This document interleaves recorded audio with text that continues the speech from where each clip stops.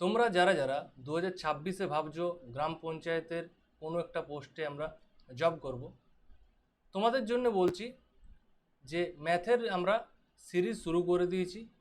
অনুপাত সমানুপাত দিয়ে আমরা চ্যাপ্টার শুরু করেছি। ক্লাস 1 আমাদের কমপ্লিট হয়ে গেছে এবং ক্লাস 2 আজকে আমরা করাবো। ক্লাস 1-এ কীরকমভাবে করেছিলাম না, প্রথমে কনসেপ্ট প্লাস কোয়েশ্চেন, কনসেপ্ট সাথে সাথে কোয়েশ্চেন, যেখানে কনসেপ্টের প্রয়োজন সেখানে আমরা কনসেপ্ট লাগাবো এবং কোয়েশ্চেন সাথে প্র্যাকটিস করব। ঠিক আছে, আজকেও আমরা সেই রকমভাবে ইম্পর্টেন্ট যে কোয়েশ্চেনগুলো পঞ্চায়েত পরীক্ষা যেগুলো আসার সম্ভাবনা চূড়ান্ত সেগুলো আমরা করব। এখানে দেখো, আমরা তোমরা জানো, সবাই জানো, যারা যারা চ্যানেলে প্রথমবার দা শুভজিৎ ম্যাথস, তারা অবশ্যই চ্যানেলটিকে সাবস্ক্রাইব করে রাখো এবং পাশাপাশি আমাদের যে হেল্পিং একাডেমি আছে সেখানে তোমরা জিকে পার্টটা করতে পারো। ফ্রিতে আমরা ইউটিউবে কমপ্লিট সেশন শুরু করেছি, যেখানে দা শুভজিৎ ম্যাথস থেকে তোমরা কমপ্লিট ম্যাথ এবং হেল্পিং একাডেমি থেকে কমপ্লিট জিকে তোমরা করে নিতে পারবে। এবং আমরা যেটা করাবো সেটা এখান থেকেই প্রশ্ন আসার চান্স 100%। ঠিক আছে, যেরকম সিলেবাস আমাদের দেওয়া আছে সেই সিলেবাস ওয়াইজ আমরা কিন্তু কমপ্লিট করব। তার মধ্যে এই চ্যাপ্টারগুলো আমাদের ম্যাথের রয়েছে এবং সমস্ত চ্যাপ্টার আমরা কমপ্লিট করাবো। যারা যারা ভাবছো যে ফ্রি বাদ দিয়ে পেড কোর্সে ভর্তি হতে চাই, তাদের জন্য আমরা বুদ্ধ কম্পিটিটিভ একাডেমি, তোমরা সবাই জানো, যেখানে আমাদের কমপ্লিট গাইড করানো হয় এবং অল সাবজেক্ট সেখানে কিন্তু করানো হয়। সেটা তোমরা প্লে স্টোর থেকে ডাউনলোড করতে পারো। প্লে স্টোর থেকে ডাউনলোড করার পর রেজিস্টার করতে পারো বা আমাদের নাম্বারে এখানে কন্ট্যাক্ট করে আমাদের অফিসিয়ালে তোমরা কথা বলতে পারো, সেখান থেকে তোমরা পেড বেচে অ্যাড করে দেওয়া হবে। তারপর তোমরা সমস্ত রকম যদি পঞ্চায়েতের ফ্রি পিডিএফ পেতে চাও তাহলে আমাদের ডেসক্রিপশনে হোয়াটসঅ্যাপ গ্রুপে জয়েন হয়ে যাও। তাছাড়া বুদ্ধ কম্পিটিটিভ একাডেমি যে আমাদের অফিসিয়াল অ্যাপ রয়েছে সেখানেও আমরা ফ্রি পিডিএফ, ফ্রি ক্লাস সমস্ত কিছু দিয়ে থাকি। তাহলে এই হচ্ছে আমাদের ছোটোখাটো ব্যাপার, এগুলো আমরা সেরে নিলাম। এরপর ডাইরেক্ট হচ্ছে কোয়েশ্চানে চলে যাই। তাহলে তোমাদের জন্য সমস্ত কিছু লাইন খোলা আছে, তোমরা চাইলে ফ্রি ক্লাস করতে পারো, তোমরা চাইলে পেড ক্লাস করতে পারো। একসাথে সিকোয়েন্সভাবে যদি পেড ক্লাস করতে চাও সেটার জন্য আমাদের কন্ট্যাক্ট নাম্বার দেওয়া আছে এখানে, তোমরা চাইলে কন্ট্যাক্ট করতে পারো। ঠিক আছে, ফ্রি ক্লাস বলে কোনো অগ্রাহ্য করার কিছু নেই, সমস্ত ইম্পর্টেন্ট ব্যাপারগুলো এখানে কভার করা হবে, যেখান থেকে প্রশ্ন আসবেই, এটা কিন্তু মিলিয়ে নিতে পারো এক্সামের পর। তাহলে দেখো, আমাদের আগের ক্লাসে আমরা 18টি কোয়েশ্চেন আমরা করেছিলাম এবং আজকে আমরা 19 নাম্বার কোয়েশ্চেন দিয়ে স্টার্ট করছি। ঠিক আছে, এবং এর পিডিএফ তোমরা হোয়াটসঅ্যাপ গ্রুপে নিচে ডেসক্রিপশনে লিঙ্ক দেওয়া আছে, সেখানে জয়েন হয়ে যাবে, পেয়ে যাবে। এর সাথে সাথে যে কোনো পিডিএফ পঞ্চায়েতের জন্য সেখানেও পেয়ে যাবে। তাহলে কোয়েশ্চেনটি পড়ো। দুটি সংখ্যার অনুপাত দেওয়া আছে 2:3, বলা আছে যোগফল 25, যোগফল কত? না যোগফল 25। বড় সংখ্যাটি কত? তাহলে দুটি সংখ্যা আছে 1 আর 2, তাদের অনুপাত দেওয়া আছে 2:3, বলেছে তাদের যোগফল 25। কিন্তু যদি আমরা অনুপাতে যোগ করি দুটো সংখ্যাকে তাহলে কত পাচ্ছি দেখো তো, 2 + 3, মানে অনুপাতে যোগ করলে 5 পাচ্ছি। কিন্তু অ্যাকচুয়ালি যোগফল দেওয়া কত আছে না, যোগফল দেওয়া আছে 25। তাহলে অনুপাতের যোগ হচ্ছে 5, সংখ্যায় দেওয়া আছে 25, তার মানে 5 আর 25 সমান। তাহলে 5 সমান যদি 25 হয়, বলেছে বড় সংখ্যাটি কত? বড় সংখ্যাটি হচ্ছে 3। তাহলে 5-এর মান যদি 25 হয়, 3-এর মান কত? এখান থেকে আমরা ইজিলিভাবে বার করতে পারবো যে 5 5-এ 25 হয়, তাহলে 3 5-এ কত হয়ে যায় না 15। তাহলে হয়ে গেল আমাদের বড় সংখ্যাটি 15, অপশান বি। ক্লিয়ার? নেক্সট, এই টাইপগুলো কিন্তু ভীষণ ইম্পর্টেন্ট। আমাদের মনে হতে পারে ইজি, পরীক্ষায় আসার চান্স কম, কিন্তু ম্যাক্সিমাম কোয়েশ্চেন ইজি পাবে, 1-2টা এদিক ওদিক হতে পারে, সেগুলোও আমরা করাবো, না করার কোনো বিষয় নেই। সমস্ত কোয়েশ্চেন আছে আমাদের, ইজি আছে, মডারেট আছে, হার্ড আছে, সমস্ত রকম আছে। বলা আছে দুটি সংখ্যার অনুপাত 11:13, 11:13 দেওয়া আছে। বলছে বিয়োগফল 7, বিয়োগফল কি দেওয়া আছে? 7। তাহলে এই যে সংখ্যা দুটি দেওয়া আছে 1 নম্বর আর 2 নম্বর, তাদের বিয়োগফল যদি আমরা করি তাহলে সবসময় বড়টা থেকে ছোটোটা বিয়োগ করবো। 13 - 11 মানে হচ্ছে 2 দেওয়া আছে। তাহলে এটা হচ্ছে অনুপাতের মান, তাদের বিয়োগফলের অনুপাতের মান হচ্ছে 2, কিন্তু বিয়োগফলের সংখ্যায় মান কত দেওয়া আছে না 7। তাহলে 2 সমানই হচ্ছে 7। বলছে সংখ্যা দুটির যোগফল কত? দেখো, সংখ্যা দুটিকে যদি আমরা যোগ করি 13 + 11 মানে আমাদের 24-এর মান বার করতে বলেছে। 2-এর মান যদি 7 হয়, 24-এর মান কত না 7/2 × 24, তাহলে 2 12 24, তাহলে 7 12 84, 7 12 84। এখানে অপশানগুলো ভুল দেওয়া আছে। ঠিক আছে, তাহলে আমাদের উত্তর হয়ে গেল 84। বুঝতে পারছো? 24 মান হচ্ছে 84, 7 × 84। নেক্সট কোয়েশ্চেন দেখো, যখনই আমাদের কোয়েশ্চেনে গুণফল দিয়ে দেয় না, তখন আমাদের মধ্যে অবস্থা খারাপ হয়ে যায় অনেকের মধ্যে। তাহলে এই টাইপের প্রশ্ন আমরা কিভাবে ট্যাকেল করব? দেখো, দুটিভাবে তুমি করতে পারো, চাইলে এক্স ধরে করতে পারো, চাইলে নর্মালভাবেও করতে পারো।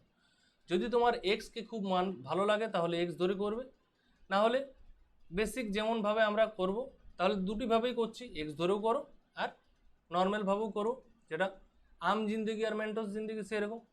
তাহলে ফার্স্ট এক্স জিন্দেগি, এখানে এক্স জিন্দেগি 2:3 দেওয়া আছে, দুটো সংখ্যা, তাদের গুণফল দেওয়া আছে 96, 96। তাহলে আমি ধরতে পারি যে একটা সংখ্যা 2x, একটা সংখ্যা 3x। সেই যখন আমরা ছোটোবেলায় ভোজনার সময় যখন অঙ্কগুলো শিখতাম তখন এইভাবে করতাম যে এক্স ধরো, যে 2:3 মানে একটি সংখ্যা 2x হলে আর একটি 3x, সেরকম। তাহলে বলেছে তাদের গুণফল মানে 2x আর 3x এর গুণ করলে কত পাচ্ছি না 2x × 3x গুণ করলে বলা আছে পাচ্ছি 96। তার মানে 6x² সমান হচ্ছে 96। তাহলে x² সমান কত না 96/6, তাহলে পাচ্ছি 6 16 96, মানে x² মানে 16 হলে x সমান 4। তাহলে আমরা এটা বার করলাম প্রথমে x এর মান। তারপর কি বলেছে সংখ্যা দুটির মান কি? সংখ্যা দুটি হচ্ছে, একটা হচ্ছে 2x, 2x মানে কি না x এর জায়গায় 4 বসাও, 2 4 8, একটা পেয়ে গেলাম 8, এবং 3x, 3 × 4 মানে হচ্ছে 12, 3 × 4 মানে হচ্ছে 12। ঠিক আছে, একটা জিনিস বলে দিই, তোমরা যে আমাদের এখানে প্লেলিস্ট পেয়ে যাবে, প্লেলিস্টের মধ্যে জিকে পার্টটা প্লাস আমাদের ম্যাথ পার্টটা একসাথে প্লেলিস্ট বানানো আছে, যাতে তোমাদের খুঁজতে সুবিধা হয়। সেখান থেকে তোমরা জিকে ফ্রি ক্লাস এবং ম্যাথের ফ্রি ক্লাস করে নিতে পারবে। ঠিক আছে, এরপর 2x আর 3x হয়ে গেল। এটাই বলেছে আমাদের দুটি সংখ্যাকে 8 আর 12। এটা হচ্ছে আমাদের আম জিন্দেগি, তাহলে এক্স ধরে করলাম। মেন্টস জিন্দেগি তাহলে কী পাবো না 2:3 দুটো সংখ্যা দেওয়া আছে। আগে যেমনভাবে আমরা করছিলাম, কিভাবে করছিলাম যে যোগ বললে যোগ বললে যোগ করে দিচ্ছিলাম, বিয়োগ বললে বিয়োগ করে দিচ্ছিলাম। তাহলে এখানে গুণ বলেছে গুণ করে দাও, এখানে গুণ বলেছে গুণ করে দাও। তাহলে 2 3 গুণ করলে কত পাচ্ছি না 6। তাহলে 6-এর মানেই দেওয়া আছে 96। তাহলে কত গুণ না 16 গুণ। এইখানে একটা জিনিস খেয়াল রাখতে হবে, দেখো এখানে আমরা x² সমান 16 পাচ্ছিলাম, কিন্তু আমরা তারপর বার করছিলাম যে x সমান 4, x সমান কি বার করছিলাম 4। তার মানে এখানে 16 গুণ আছে ঠিকই, কিন্তু আমাকে ভাবতে হবে যে এখানে 4 গুণ আছে, মানে √16 করে দেবো সবসময়। ঠিক আছে, বলেছে সংখ্যা দুটি কী কী? একটা সংখ্যা হচ্ছে 2 আর একটা সংখ্যা হচ্ছে 3। তাহলে 2 এর মান কত না 2 গুণিত 16 করবো কি না? তাহলে দেখো 2 গুণিত 16 করলে 32 চলে আসবে, মানে আমার ভুল উত্তর চলে আসবে। তাহলে 2 4 গুণ করলে 8, দেখো একদম ঠিক আসছে। এবং 3 এর মান কত না 3 4 12, তাহলে দেখো একদম সঠিক উত্তর চলে আসছে। যদি আমরা 16 দ্বারা গুণ করতাম তাহলে ভুল হয়ে যেত। তাহলে এখানে একটা কনসেপ্ট বলে দিচ্ছি, যদি তোমাদের কোশ্চেনে গুণফল বা স্কোয়ার মানে যেটা বর্গ বলছি আমরা, এই টাইপের গুণ টাইপের কোনো জিনিস দেওয়া থাকে, তাহলে আমরা কি ভাববো, যদি এইখানে 16 গুণ পাই তখন আমরা লিখে দেবো ডাইরেক্ট যে সেটা হচ্ছে 4 গুণ। দেখো যেটা আমরা করলাম 6 16 96 পাচ্ছি, কিন্তু আমরা লিখবো যে 6 গুণিত 4। অ্যাকচুয়ালি আমরা 16 মানে 4 ধরছি, তাহলে যেহেতু 16 আছে 4 ধরবো। যদি আমাদের 25 গুণ থাকে তাহলে আমরা ধরবো যে এটা 5 5 এ 25 হয়। যদি আমাদের 36 গুণ থাকে তার মানে আমরা ধরবো এটা 6 গুণ আছে। যদি আমাদের এটা 4 গুণ থাকে তার মানে আমরা ভাববো এটা 2 গুণ থাকে। যদি আমাদের 1 গুণ থাকে তার মানে এটাও ভাববো 1 গুণ আছে। কারণ কি 16 রুট করলে আমরা পাচ্ছি 4, 25 রুট করলে আমরা কি পাচ্ছি না 5, তারপর দেখো 36 রুট করলে আমরা কি পাচ্ছি না 6, √4 মানে কত পাচ্ছি না 2, এই টাইপের। আর √1 মানে তো 1, এটা আমরা জানি। তাহলে এটার জন্য আমরা কি করে দিচ্ছি, শর্ট করে দিচ্ছি। এরপর কারো মাথায় কোশ্চেন আসতে পারে যদি ইন্টু 15 থাকে তাহলে আমরা কি লিখবো এখানে না, সেই টাইপের কোশ্চেন আসার চান্স নেই, কারণ এমনভাবেই কোশ্চেনটা সাজানো থাকে যাতে একটা পূর্ণবর্গ সংখ্যা গুণ হয়, গুণিত 16 গুণিত 25 গুণিত 36 এই টাইপের প্রশ্ন থাকে। তাহলে আশা করি বুঝতে পারলে। দেখো বলছি 30 লিটার মিশ্রণে দুধ ও জলের অনুপাত দেওয়া আছে 3:7, মানে কি মিল্ক আর ওয়াটার এদের অনুপাত দেওয়া আছে 3:7, মানে কোনো যদি মিশ্রণে 3 একক যদি দুধ থাকে 7 একক জল থাকবে, মানে কি 3 লিটার যদি দুধ ধরতে পারো 7 লিটার জল থাকবে। কীরকমভাবে মেশানো চলছে বুঝতে পারছো, কেস গন্ডগোল পুরো। তাহলে বলেছে টোটাল 30 লিটার মিশ্রণের মধ্যে দুধ আর জলের অনুপাত দেওয়া আছে 3:7, তাহলে মিশ্রণের দুধের পরিমাণ কত? তাহলে টোটাল পরিমাণটা কত দেওয়া আছে না 30 লিটার।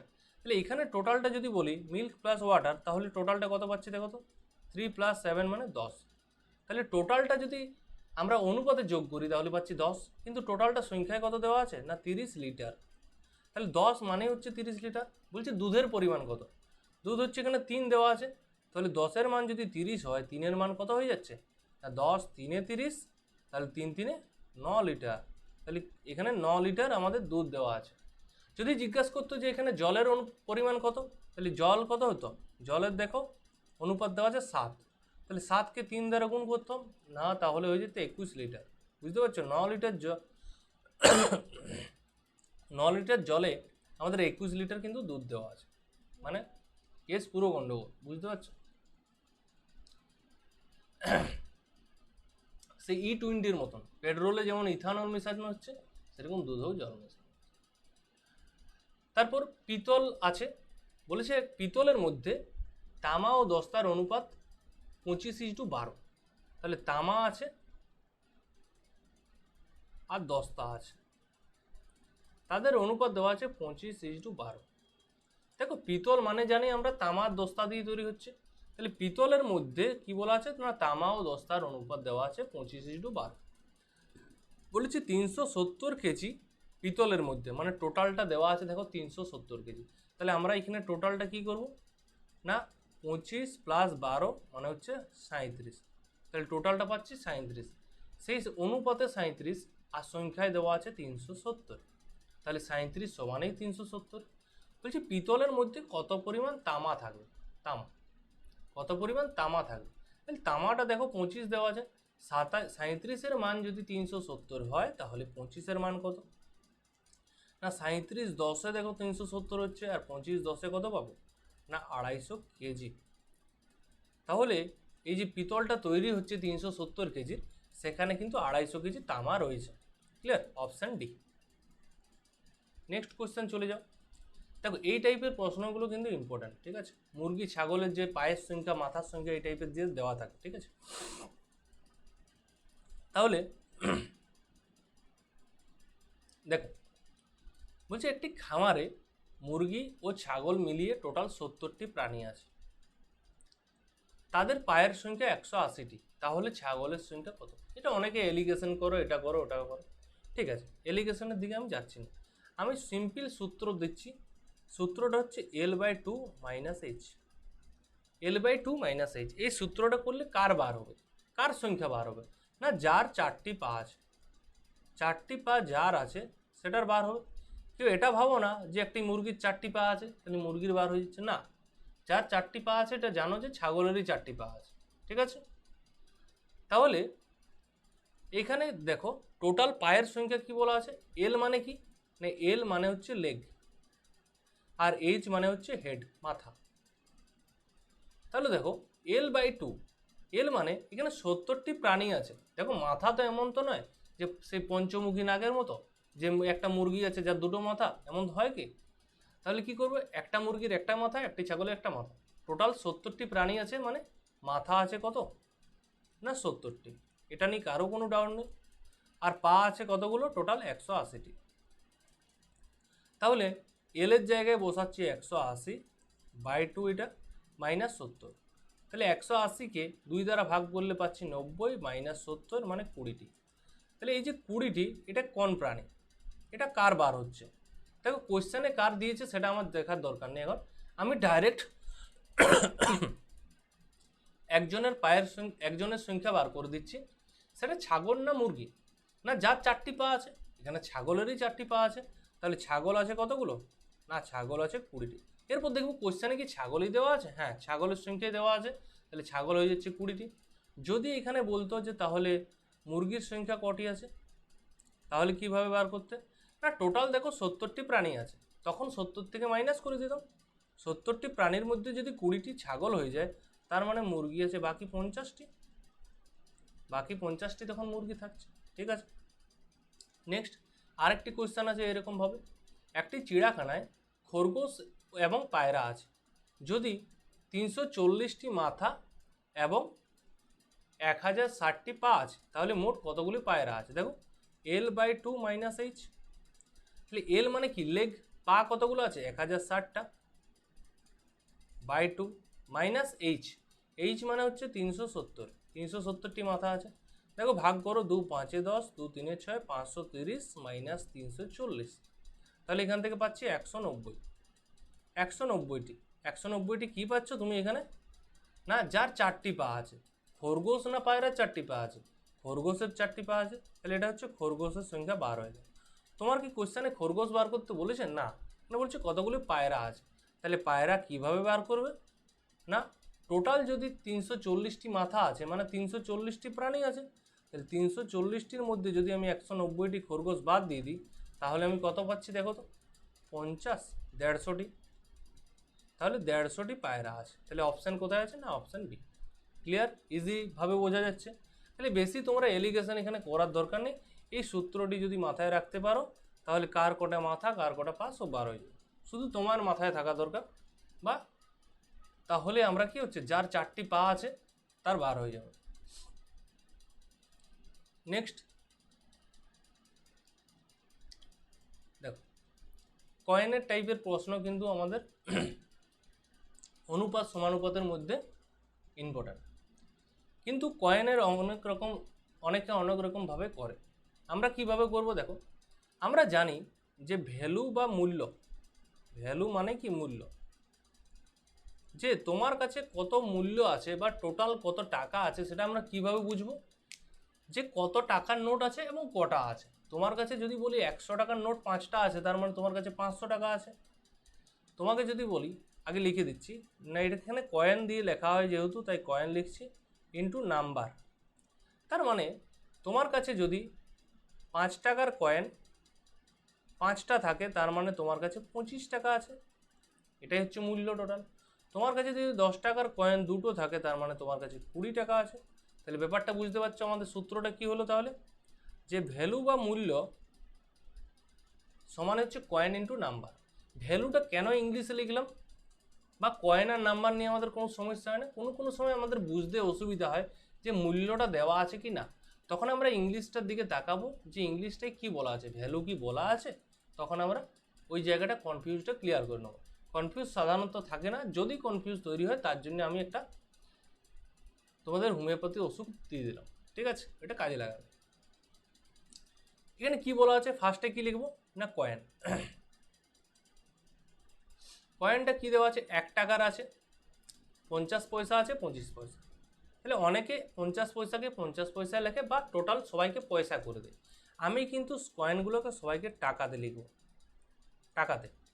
তাহলে 1 টাকাকে 1 টাকা লেখা যায়, 50 পয়সাকে কি লেখা যায় হাফ, আর 25 পয়সাকে 1/4 হলো। বলছে নাম্বার, কতগুলো সংখ্যা আছে। দেখো কোয়েশ্চেনে কি সংখ্যা দেওয়া আছে? বলছে তাদের মোট টাকাটা দেওয়া আছে, সেটা ঠিক আছে, এটা পরের ব্যাপার। মুদ্রার অনুপাত কি দেওয়া আছে না 3:4:12, 3:4:12, ঠিক আছে, এটা বুঝতে পারলে। এরপর বলেছে তাহলে 25 পয়সার মুদ্রার সংখ্যা কতগুলো। দেখো আমরা কি হচ্ছে না, আমরা যদি এখানে ভ্যালু বার করতে চাই বা মূল্য বার করতে চাই, তাহলে আমরা জানি ভ্যালু বা মূল্য সমান কত হয়ে যায় না কয়েন গুণিত নাম্বার, কয়েন গুণিত নাম্বার। তাহলে কয়েনকে যদি গুণ করে দাও, 1 × 3 করলে 3 পাবে, তারপর 4 × হাফ করলে কত পাবে, 4 গুণিত হাফ করে দেখো 2 পাবে, 12 গুণিত 1/4 করলে কত পাবে না 3 পাবে। তাহলে এটা আমাদের কি হয়ে গেল না আমাদের মূল্যটা বার হয়ে গেল। এরপর বলেছে এটা টোটাল মূল্য, যে আমার টোটাল এইদিকে 3 আছে, এদিকে 2 আছে, এদিকে 3 আছে, ঠিক আছে। বলছে মোট 600 টাকা আছে। তাহলে এখানে মোট কত টাকা হচ্ছে, 3:2:3, মানে 3 5 3 2 5 আর 3 8, 8 অনুপাত আছে, 8 মানেই হচ্ছে 600 টাকার সাথে সমান। বলেছে 25 পয়সার মুদ্রার সংখ্যা কত? না এটা হচ্ছে আমাদের 25 পয়সা। 25 পয়সার মুদ্রার সংখ্যা কত দেওয়া আছে? না 12টা, 12। তাহলে দেখো 8-এর মান যদি 600 হয় তাহলে 12-র মান কত? না 600/8 × 12, 4 2 8, 4 3 12, আর 2 300-তে 600, মানে 300 × 3 করলে পাচ্ছি 900। তাহলে এখান থেকে বুঝতেই পারছো যে 25 পয়সার মুদ্রার সংখ্যা হচ্ছে 900। তাহলে আমরা কিভাবে করলাম?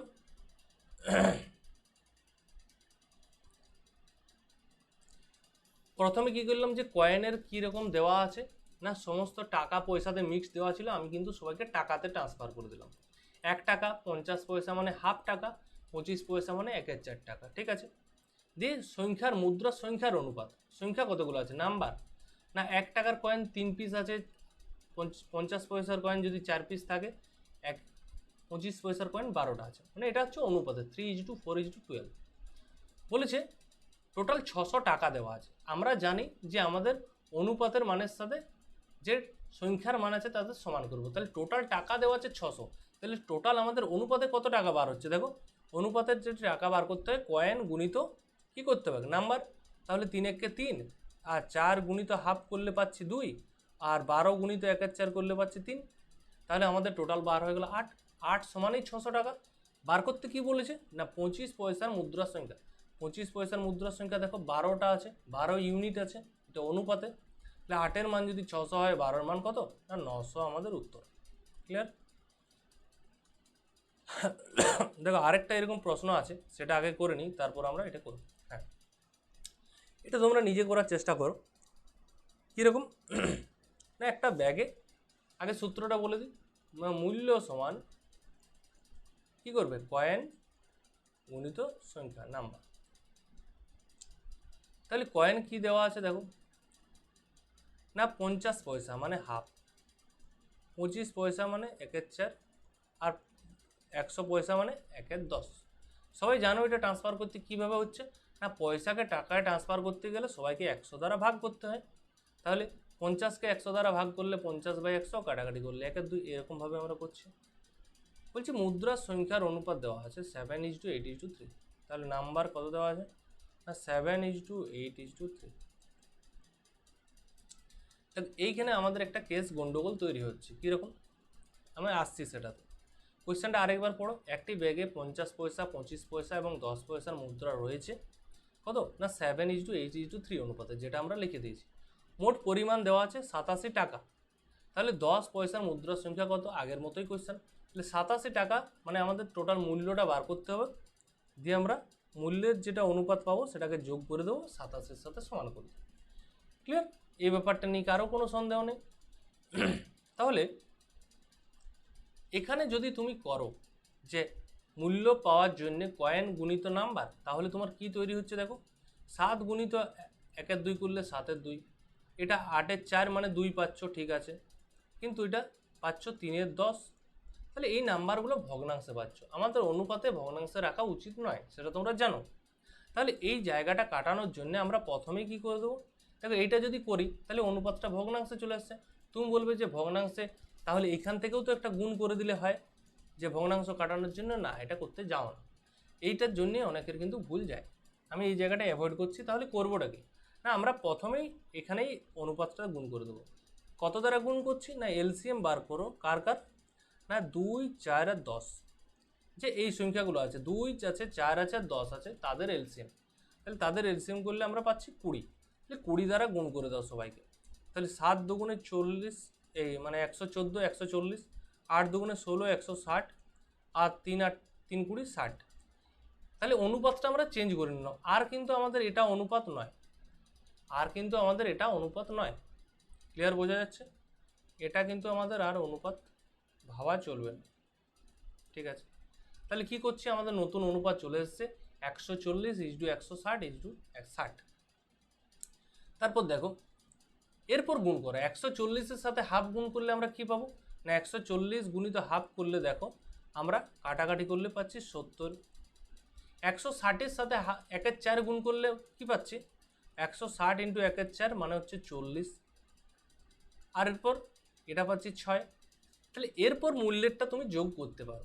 এরপর যদি যোগ করো তাহলে কি পাচ্ছ, 70 প্লাস 40 প্লাস 6 মানে 116। এটা হচ্ছে অনুপাতে হচ্ছে মূল্যটা, কিন্তু অ্যাকচুয়াল টাকাতে কত দেওয়া আছে না 87 টাকা। তাহলে 116 সমানই 87 টাকা। বলছি 10 পয়সার মুদ্রার সংখ্যা কত? 10 পয়সা কোনটা? লাস্টেরটা। তার মুদ্রার সংখ্যা দেওয়া আছে 60। তাহলে 60-এর মান বার করবে আমরা। তাহলে 87 বাই 116 ইন্টু 60। তাহলে কীভাবে করবো?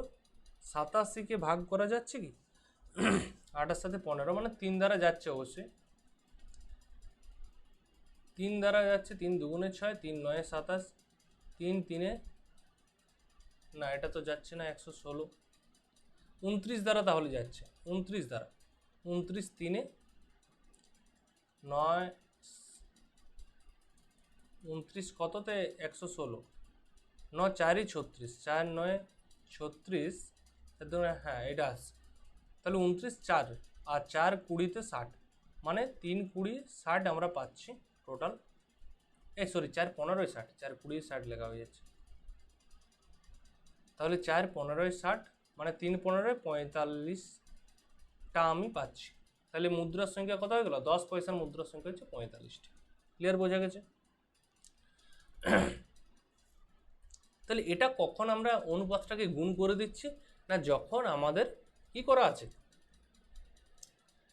না, যখন দেখবো আমাদের মূল্যটা ভগ্নাংশে চলে আসছে। মূল্যকে কোনো সময় ভগ্নাংশে নিয়ে আসো না, তাহলে কেস গোলমাল হয়ে যায়। ঠিক আছে, তাহলে এখানে করো উত্তর গোলার্ধ আর দক্ষিণ গোলার্ধ, এই টাইপের যে প্রশ্নগুলো থাকে আমাদের, সেটা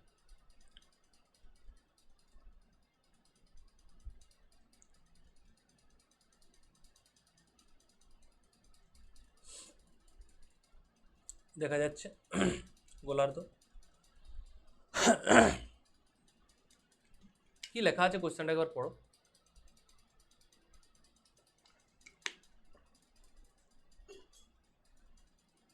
বলা আছে উত্তর গোলার্ধ ভূমি এবং জলের অনুপাত দেওয়া আছে 2:3। দেখো আমাদের সবসময় উত্তর গোলার্ধ হয় আর দক্ষিণ গোলার্ধ হয়, তারা অর্ধেক অর্ধেক ভাগ করা থাকে। ঠিক আছে, মানে উপর দিকটা যতটা আছে নিচ দিকে ততটা আছে। এমন কি হচ্ছে, যখন দু ভাইয়ের মধ্যে দেখবে একটা চপ ভাগ করবে, তখন হাফ হাফ না দিলেই গন্ডগোল হয়ে যাবে, সেই রকম কেস। তাহলে এখানে হাফ হাফ ভাগ করতে হবে। উত্তর গোলার্ধে যতটা, উপর দিকটা হচ্ছে নর্থ ধরে নাও, নিচ দিকটা সাউথ। তাহলে বলছে উত্তর গোলার্ধে আমাদের শরীরটা একটু খারাপ আছে, গলা জাম হয়ে আছে, গলাটা একটু সার্ভিসিং করানোর দরকার ছিল। দেখো ভূমি ও জলের অনুপাত দেওয়া আছে 2:3। ভূমি মানে আমি এখানে লিখছি ল্যান্ড, আর ডাব্লিউ মানে লিখছি ওয়াটার। তাহলে 2:3 এটা দেওয়া আছে। আর নিচেরটা কি দেওয়া আছে? ল্যান্ড আর ওয়াটারের অনুপাত 1:9। আমি কি বললাম যে এটা হচ্ছে উত্তর গোলার্ধে কত দেওয়া আছে, ল্যান্ড আর ওয়াটার 2:3। এখানে দক্ষিণ গোলার্ধে দেওয়া আছে 1:9। যেভাবে বললাম চপ দিয়েই মনে রাখবে, এটা পৃথিবীটা হচ্ছে একটা চপ। উত্তর গোলার্ধ আর দক্ষিণ গোলার্ধ মানে হচ্ছে দুভাগে ভাগ হচ্ছে, দু ভাইয়ের মধ্যে। তাহলে যখনই চপটা দেখবে একটু ছোট একটু বড় করে দেবে, তখনই কিন্তু মারপিট শুরু হয়ে যাবে। সেম জিনিস এখানে উত্তর গোলার্ধে দেখো ল্যান্ড আর ওয়াটার আছে 3 আর 2 5 আছে, আর এইখানে দক্ষিণ গোলার্ধে আছে 1 + 9 মানে 10। কেসটা বুঝতে পারছো? কেস গন্ডগোলের দিকে। তাহলে এখানে টোটাল অনুপাতটা যোগ করলে পাচ্ছি 5, আর নিচের অনুপাতটা যোগ করলে পাচ্ছি 10। তাহলে এরকম রাখা চলবে কি 5 1 লোক 10 না, উত্তর গোলার্ধেও যা হবে দক্ষিণ গোলার্ধেও তাই হবে। তাহলে দক্ষিণ গোলার্ধে 10 আছে, উত্তর গোলার্ধে 5 আছে, তাহলে 5টাকে তো 10 করা যাবে। তাহলে চেঞ্জ করে দাও। কিভাবে চেঞ্জ করবে না, পুরোটাকেই 2 দ্বারা গুণ করে দাও। তাহলে কি পাচ্ছি 2 2 4 আর 2 3 6। দেখো এরপর 10 আসছে। এরপর কি হচ্ছে, উত্তর গোলার্ধে চলে আসছে 4:6 মানে 10, এবং দক্ষিণ গোলার্ধে চলে আসছে 1:9 চলে আসছে। তাহলে বলেছে পৃথিবীর সমগ্র পৃষ্ঠে ভূমি ও জলের অনুপাত কত। তাহলে সমগ্রটা কিভাবে বার করবে না, উত্তর আর দক্ষিণটা যোগ করে দিলে সমগ্রটা হয়ে যাচ্ছে। দুটো চপকে এরকমভাবে টাচ করে দিলেই একসাথে জয়েন্ট হয়ে যাচ্ছে সেরকম। তাহলে উত্তর প্লাস দক্ষিণ করে দাও, 4 আর 1 5 আর 9 6 15 মানে হচ্ছে 1:3। তাহলে সমগ্র পৃথিবী পৃষ্ঠে ভূমি আর জলের অনুপাত হয়ে গেল 1:3। ক্লিয়ার হয়ে গেছে কনসেপ্ট? আরেকবার বলে দিচ্ছি, যখনই উত্তর গোলার্ধ এবং দক্ষিণ গোলার্ধের কোশ্চেন পাবে তখনই আমাদের একটা জিনিস খেয়াল রাখতে হবে যে উত্তর গোলার্ধে যে পরিমাণ মাপ থাকবে দক্ষিণ গোলার্ধে সেই রকম থাকতে হবে। এইখানে হয়ে যাচ্ছিল উত্তর গোলার্ধে 2 আর 3 5, নিচে হয়ে যাচ্ছে 1 আর 9 10, তাহলে 5 1 লোক 10 এরকম কনফিউজ, তাহলে দুজনকে সমান করে দিচ্ছে। তাহলে 5টাকে 2 দ্বারা গুণ করে 10 করে দিলাম, দেখো উপরটাও হচ্ছে 10 আর নিচটাও হচ্ছে 10, এরপর যোগ করে দাও, এরপর যোগ করা যাবে, তার আগে কিন্তু যোগ করা যাচ্ছিল না। তুমি যদি 2:3 প্লাস 1:9 করে দাও, 3:12 1:4, এটা কিন্তু ভুল। ক্লিয়ার? নেক্সট প্রশ্ন,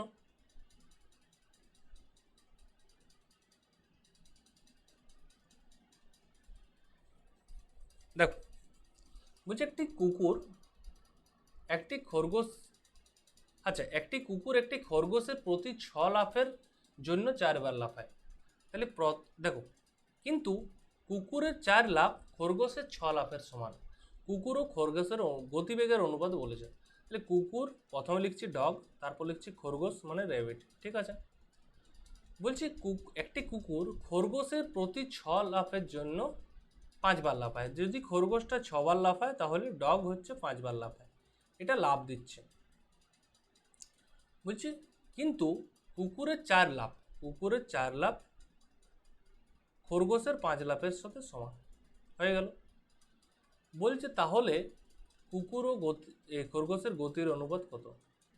তাহলে প্রথমে আমরা এরকম লিখছি যে প্রতি 6 লাফের জন্য 5 লাফ, এটা সবসময় আগে লিখব, এবং কুকুরের 4 লাফ খরগোশের 5 বার লাফের সাথে সমান, এই পার্টটা যেটা সমান লেখা থাকে এটা নেক্সট লাইন লিখব, এরপর ক্রস গুণ করে দাও, তাহলে আমাদের হয়ে যাচ্ছে 5 5 25 আর 4 6 24।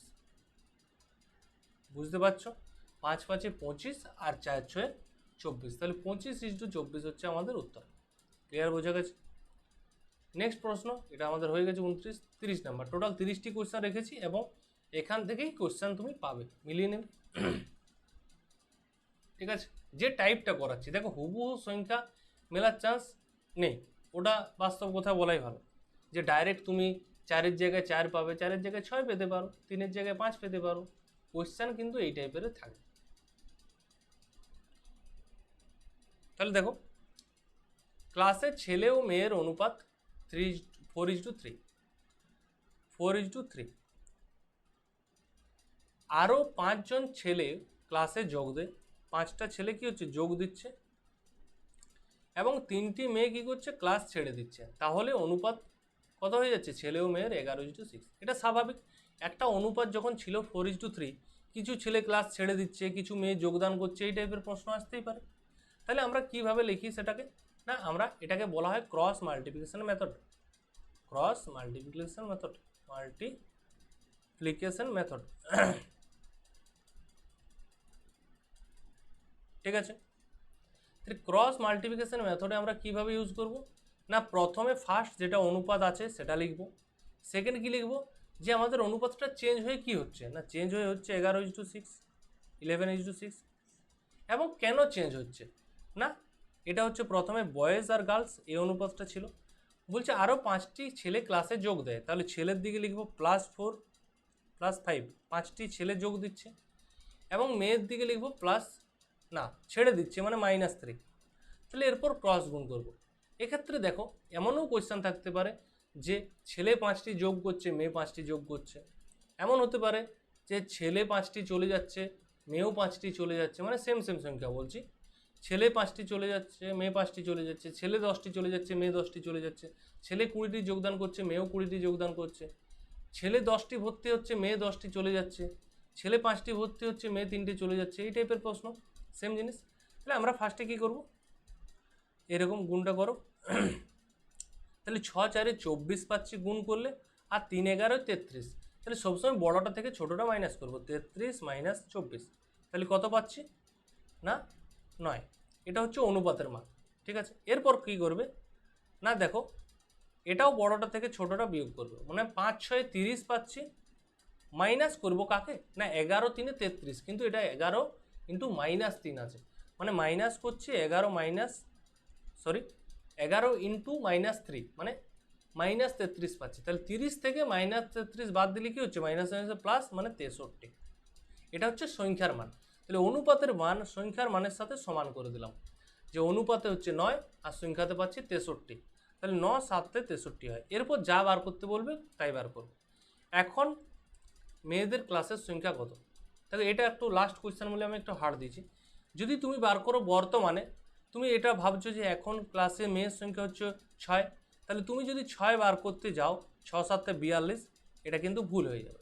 তাহলে কিভাবে বার করবে, না আমাদের সবসময় প্রথমেরটা বার করতে হবে। প্রথমে কত ছিল, প্রথমে ছিল মেয়ে হচ্ছে 3 অনুপাত, প্রথমে মেয়ে কত ছিল 3 অনুপাত, তাহলে 9 এর মান যদি 67 হয়, এই 63, 9 এর মান যদি 63 হয় 7 গুণ, তাহলে 3 এর মান কত, না 3 7 21 জন ছিল। আগে কত ছিল 21 জন। এরপর কি করব, যে 3 জন মেয়ে ছেড়ে চলে যায়, তাহলে 21 - 3 মানে হচ্ছে 18 জন। তাহলে 18 জন হচ্ছে বর্তমানে মেয়ে আছে। তাহলে দেখো বুঝতে পারছো তো, অপশানে 42 দেওয়া থাকতে পারে, কিন্তু এটা ভুল, কারণ আমরা পরেরটা ডাইরেক্ট বার করতে পারি না, ক্রস মাল্টিপ্লিকেশন মেথডের সাহায্যে পরেরটা ডাইরেক্ট বার করতে পারি না। তাই আমরা কি করব, আমরা আগে প্রথমেরটা বার করব, তারপর আমরা সেখান থেকে কি বলেছে, না 3 জন মেয়ে ক্লাস ছেড়ে চলে গেছে, তাহলে -3। এখানে যদি ছেলেরটা বার করতে বলতো তাহলে কি করতো, না প্রথমে 4 বার করতাম, 4, এখানে 9 7 63, তাহলে 4 7 মানে 28 জন। তারপর কি হতো, যে এখন কতজন ছেলে আছে, মানে আরও 5 জন যোগ করেছে, মানে 18 28-এর 5-এ 33 জন। ঠিক আছে, এ হচ্ছে আমাদের টোটাল কনসেপ্ট। এটাকে বলা হয় ক্রস মাল্টিপ্লিকেশন মেথড। যদি কেউ ক্রস মাল্টিপ্লিকেশন মেথড নিয়ে অসুবিধা থাকে, আমার ইউটিউবে একটা প্রপার ক্লাস করানো আছে ক্রস মাল্টিপ্লিকেশন মেথড নিয়ে, সেখান থেকে তোমরা দেখে নিতে পারো। খুব বেস্টভাবে করানো আছে, এমনভাবে করানো আছে যাতে প্রতিটা চ্যাপ্টার, শুধু অনুপাত সমানুপাত নয়, যে তুমি ভাবছো যে আমি অন্য চ্যাপ্টারে ক্রস মাল্টিপ্লিকেশন মেথড কীভাবে লাগাবো, সমস্ত চ্যাপ্টারেই আমার করানো আছে। ইনকামে কিভাবে লাগাবে, বা আরও 5-6 রকমভাবে ভাগ করা আছে সমস্ত চ্যাপ্টারে, সেখান থেকে তোমরা দেখে নিতে পারো। শুধু অনুপাত সমানুপাত নয়, পাটিগণিতের অনেক চ্যাপ্টার আছে যেখানে ক্রস মাল্টিপ্লিকেশন মেথড লাগানো যায়, সেখান থেকে তোমরা করতে পারো। যে এজ চ্যাপ্টার, বয়স চ্যাপ্টারে ম্যাক্সিমাম অঙ্ক ক্রস মাল্টিপ্লিকেশন মেথড দিয়ে করানো যাবে, সেটা আমরা আসবো যখন করাবো। ঠিক আছে, আজকে তাহলে এখানেই থাকছে, দেখা হচ্ছে পরের ক্লাসে। আরেকটা জিনিস বলে দিই, যারা যারা লাস্ট পর্যন্ত আছো হোয়াটসঅ্যাপ গ্রুপে জয়েন হয়ে যাবে, সেখান থেকে তোমরা ফ্রি পিডিএফ পেয়ে যাবে। তাছাড়া অ্যাপের মধ্যে যদি কেউ পরে জয়েন হও সাপোজ, তখন কী হয়, ফ্রি পিডিএফগুলো হোয়াটসঅ্যাপ গ্রুপে পাও না, সেগুলো সব কিন্তু আমাদের যে অফিসিয়াল অ্যাপ আছে বুদ্ধ কম্পিটিটিভ একাডেমি, সেখানে থেকে তোমরা পেয়ে যাবে। আর যদি কেউ তোমরা পেড বেচে যুক্ত হতে চাও, তাহলে আমাদের এই অফিসিয়াল অ্যাপ ডাউনলোড করে সেখান থেকে কোর্স পারচেজ করতে পারবে। এবং যদি কেউ ডাইরেক্ট যোগাযোগ করতে পারো, এখানে আমরা যোগাযোগ করতে পারো। আর যারা বাঁকুড়া নিয়ারেস্ট কোনো জায়গায় আছো, তারা আমাদের ফিজিক্যাল আমাদের ট্রেনিং শুরু হয়ে গেছে মাঠের জন্য, সেখানে তোমরা যোগাযোগ করতে পারো। আমাদের অফলাইন জায়গা হচ্ছে কাঠজুড়িরাঙ্গা, বাঁকুড়া, প্রপার বাঁকুড়া টাউনের মধ্যে আমাদের সমস্ত কিছু আয়োজন করা হয়েছে। তোমরা সেখানে থেকেও করতে পারো, বা বাড়ির থেকেও শুধু চাইছো মাঠ প্র্যাকটিস করবো মেসে থেকে, তারও ব্যবস্থা আছে। চাইলে অফলাইন ক্লাস করতে পারো, সবেরই ব্যবস্থা আছে। তোমাদের যেরকম চাহিদা তোমরা চাইলে যোগাযোগ করতে পারো, ডেমো ক্লাস করতে পারো, মাঠের জন্য এসে দেখে যেতে পারো, সমস্ত কিছু আমাদের অ্যাভেলেবেল আছে। চাইলে কন্ট্যাক্ট নাম্বার দেওয়া আছে, সেখান থেকে কন্ট্যাক্ট করে সমস্ত কিছু জেনে নিতে পারো। তাহলে আজকে এখানেই থাকছে, দেখা হচ্ছে পরের ক্লাস। ধন্যবাদ।